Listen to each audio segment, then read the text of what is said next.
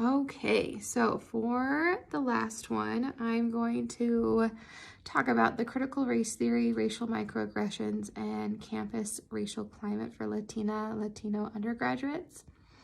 And so in this piece, we examine Latinx students in 3 predominantly white higher ed institutions.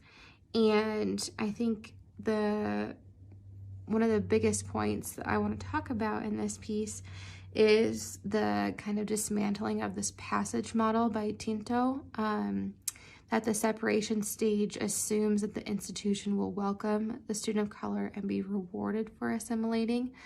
And this piece negates that concept. And so as a result, it is necessary, it is not just necessary for feeling welcome or safe in a school, but to combat this daily violence, this daily microaggressions, both of interpersonal, institutional, and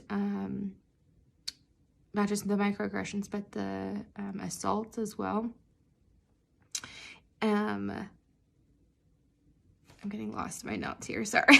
I have quite a few.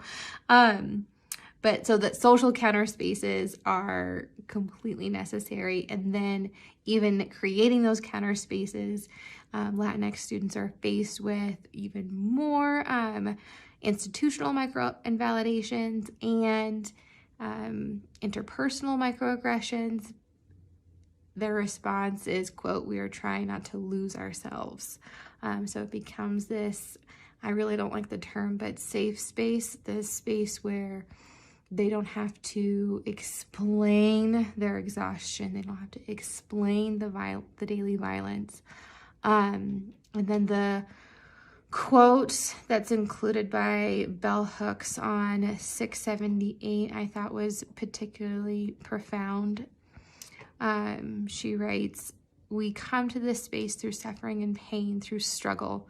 We are transformed individually, collectively, as we make radical creative space, which affirms and sustains our subjectivity, which gives us a new location from which to articulate our sense of the world." So it's a direct result of those counter spaces that they're able then to succeed in their own self-defined way in the institution. And what I think is interesting, and that would be really cool to explore more in a different paper, is how coming from or stemming from de facto segregation in the secondary ed space into this higher ed space, what specific tools for survival have students utilized coming into this new higher ed space? How are those connections helping to support their identities in the higher ed campus?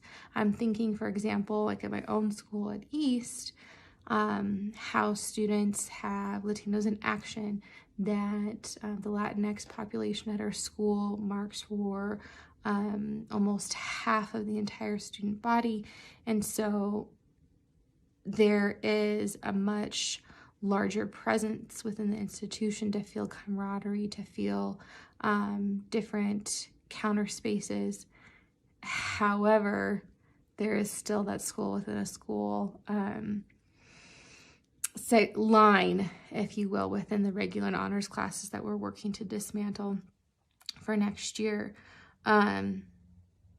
So I think the biggest connections with all of these pieces is not just our usual concept of microaggressions, but